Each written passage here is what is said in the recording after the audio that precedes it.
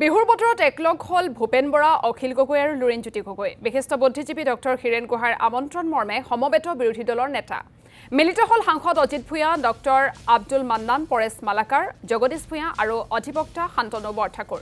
বিহুৰ উপলক্ষতে একত্ৰিত হল বিজেপি বিৰোধী আটাইকেইগৰাকী নেতা। যেহেতু সমাগত পঞ্চায়ত নিৰ্বাচন আৰু তাৰ প্ৰাক মুহূৰ্তত বিহুৰ উপলক্ষতে আটাইকেইগৰাকী বিৰোধী নেতা এনেধৰণে লগ হৈছে আৰু এই সন্দৰ্ভত সবিশেষ জানিবৰ বাবে আমি ফোনলাইন যোগে সংযুক্ত হৈছোঁ। আমাৰ সৈতে আমাৰ জ্যেষ্ঠ সাংবাদিক অমৰেন্দ্ৰ ডেকা আছে। অমৰেন্দ্ৰ ডেকা, আমি ইতিমধ্যে দৰ্শকসকলক জনাইছোঁ বিহুৰ উপলক্ষতে আটাইকেইগৰাকী বিৰোধী নেতা একেলগ হৈছে। আকৌ বিৰোধী ঐক্য মঞ্চ গঠন হোৱা বা মিত্ৰতাৰ প্ৰসংগ পুনৰ আহি পৰিছে। কিন্তু পঞ্চায়ত নিৰ্বাচনলৈ মাজত মাত্ৰ কেইটামান দিন, কিন্তু কালিৰ দিনটোত আমি দেখিছিলোঁ যে ৰাইজৰ দলৰ সভাপতি অখিল গগৈয়ে ভূপেন বৰালৈ এখন পত্ৰ প্ৰেৰণ কৰিছিল। গতিকে এতিয়া দেখিবলৈ পোৱা গৈছে যে পঞ্চায়ত নিৰ্বাচনলৈ মাজত মাত্ৰ কেইটামান দিন, কিন্তু এতিয়াও কংগ্ৰেছ অথবা ৰাইজৰ দল অথবা অজাপৰ মাজত তেওঁলোকৰ বৰ বিশেষ এটা মিল এতিয়াও হোৱাগৈ নাই। গতিকে কালিৰ যিখন বৈঠক অনুষ্ঠিত হ'ল, ইয়াৰ পাছত এটা কেনেধৰণৰ সমাধানৰ সূত্ৰ ওলাব বা কালিৰ আলোচনাত কি হ'ল প্ৰকৃততে, তেওঁলোকে মিত্ৰতাত থাকিবনে নাথাকে, তেওঁলোকৰ মত মিলিবনে নিমিলে, এই গোটেইখিনি আচলতে ৰাইজৰ মনত এটা ডাঙৰ প্ৰশ্ন। হয়, এইখিনি এই মুহূৰ্তত অসমৰ ৰাজনীতিৰ আটাইতকৈ ডাঙৰ আৰু জটিল প্ৰশ্ন যে বিৰোধী ঐক্য প্ৰকৃততে হ'ব নাই। 2026 অনুষ্ঠিত হ'বলগীয়া বিধানসভা নিৰ্বাচনত বিজেপি বিৰোধী শক্তিসমূহে একত্ৰিতভাৱে নিৰ্বাচনী যুঁজত অৱতীৰ্ণ হ'ব পাৰিবনে নাই। এই মুহূৰ্তলৈকে নাগৰিক সমাজ আছে বা বিজেপি বিৰোধী শক্তি আছে, তেওঁলোকে কিন্তু সকলোৱে এটা কথা কৈ থাকে যে বিৰোধী দলসমূহ একত্ৰিত হ'ব লাগে আৰু বিজেপিৰ বিৰুদ্ধে একত্ৰিতভাৱে অন্তত 2026 যিখন বিধানসভা নিৰ্বাচন, সেই বিধানসভা নিৰ্বাচনত অৱতীৰ্ণ হ'ব লাগে, একত্ৰিত হ'ব লাগে, সেয়া সকলোৱে কৈ আছে। কিন্তু একত্ৰিত হ'বলৈ যাওঁতে বা বিৰোধী ঐক্যমঞ্চ গঠন কৰিবলৈ যাওঁতে তেওঁলোকৰ আদৰ্শ কি হ'ব, তেওঁলোকৰ কমন মিনিমাম প্ৰগ্ৰেম কি হ'ব, এই সম্পৰ্কে আজিলৈকে কোনে বস্তু পোৱা নাই বা একত্ৰিত কৰাৰ কাৰণে যি ধৰণৰ পদক্ষেপ গ্ৰহণ কৰিব লাগে, ব্যক্তিগত মান অভিমান, দলীয় আশা আকাংক্ষা সকলো ত্যাগ কৰি যি ধৰণৰ আচলতে এক পৰিৱেশ সূচনা কৰিব লাগে, সেই পৰিৱেশ সূচনা কৰাৰ কাৰণে কোনেও দৃঢ় পদক্ষেপ গ্ৰহণ কৰা নাই।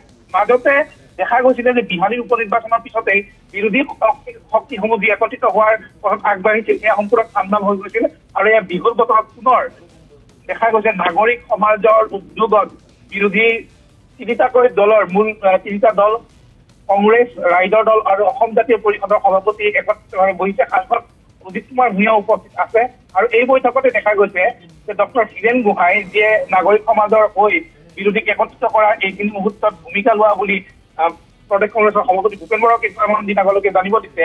গতিকে তেওঁ এটা কথা স্পষ্টকৈ কৈছে, কালি যিখন বৈঠক অনুষ্ঠিত হৈছিল আচলতে বিহু বুলি প্ৰতিগৰাকীকে নিমন্ত্ৰণ কৰিছিল আৰু তাতে যিহেতু ৰাজনৈতিক কথাই ওলাইছে, বিৰোধী ঐক্য মঞ্চৰ কথাই ওলাইছে আৰু এই বৈঠকতে এই পৰ্যালোচনাৰ সময়তে ডক্টৰ হীৰেন গোহাঁইয়ে সকলোকে প্ৰতি আহ্বান জনাইছে যে ব্যক্তিগত মান অভিমান, ব্যক্তিগত আশা আকাংক্ষা আৰু দলীয় স্বাৰ্থ পৰিহাৰ কৰি এই মুহূৰ্তত ৰাইজৰ স্বাৰ্থৰ হকে বিজেপি বিৰোধী শক্তিসমূহ যুঁজিব পৰাকৈ তেওঁলোক উদাৰ হ'ব লাগে, তেওঁলোকৰ মাজত থকা মনোমালিন্য আঁতৰ কৰিব লাগে।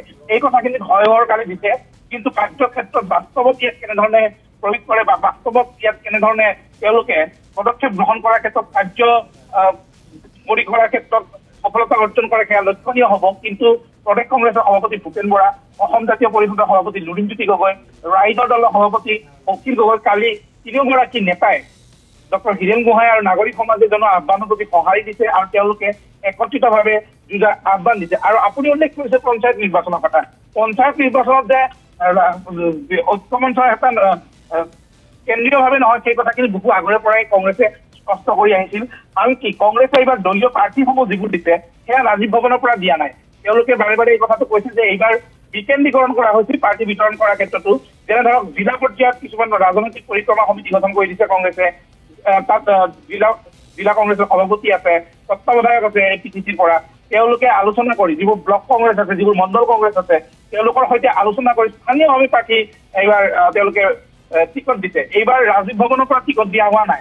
আৰু বাৰে বাৰে ভূপেন বৰাই এই কথাখিনিও কৈছিলে যে পঞ্চায়ত নিৰ্বাচনত একত্ৰিতভাৱে যুঁজাটো ইমান যিহেতু হাজাৰ হাজাৰ প্ৰাৰ্থী থাকিব, তেওঁলোকৰ মাজত এখন সৰু গাঁৱত এটা মণ্ডলত তেওঁলোকে একত্ৰিতভাৱে যুঁজাটো সম্ভৱ নহ'ব। কাৰণ প্ৰতিটো দলৰ প্ৰতিগৰাকী ব্যক্তিয়ে নিজা নিজা কিছুমান লক্ষ্য থাকে, কিছুমান ৰাজনৈতিক তেওঁলোকৰ চিন্তা চৰ্চা থাকে, গতিকে একত্ৰিত নহয়। তেওঁ বাৰে বাৰে উদাহৰণ দিছে বিজেপি আৰু AGP, যে বিজেপি আৰু AGP একেলগে নিৰ্বাচন খেলা নাই তেওঁলোকে পৃথকে পৃথকে এই পঞ্চায়ত নিৰ্বাচন অৱতীৰ্ণ হৈছে আৰু সেইদৰে ৰাইজৰ দল আৰু অসম জাতীয় পৰিষদৰ সৈতেও একেলগে নিৰ্বাচন খেলাটো পঞ্চায়ত নিৰ্বাচন খেলাটো সম্ভৱ নহয়। কিন্তু পঞ্চায়ত নিৰ্বাচনতো স্থানীয়ভাৱে যদি কোনোবা এখন দলে কোনোবা জিলা সমিতিয়ে যদি ৰাইজৰ দলেই হওক বা অসম জাতীয় পৰিষদৰ দলেই হওক তেওঁলোকৰ সৈতে বুজাবুজি কৰে তাত কোনো আপত্তি নাই বুলি স্পষ্টভাৱে জনাইছে। তাৰ মাজতো দেখা গৈছে ৰাইজৰ দলৰ সভাপতি অখিল গগৈ ডাঙৰীয়াই এখন পত্ৰ প্ৰেৰণ কৰিছে খুব উৎসাহ প্ৰকাশ কৰিছে আৰু তাৰ প্ৰতিক্ৰিয়া হিচাপে ভূপেন বৰাই কৈছে যে কালি তেওঁ মন্তব্য কৰিছে টিভিৰ সন্মুখত যে ৰঙানদী সমষ্টিটো তেওঁলোকে ৰাইজৰ দলে প্ৰাৰ্থী দিছে য'ত আচলতে তেওঁলোকৰ বেছি হয় অমৰেন্দ্ৰ ডেকা আপোনাক এই মুহূৰ্তত ধন্যবাদ জ্ঞাপন কৰিছো আপুনি সবিশেষ জনোৱাৰ বাবে।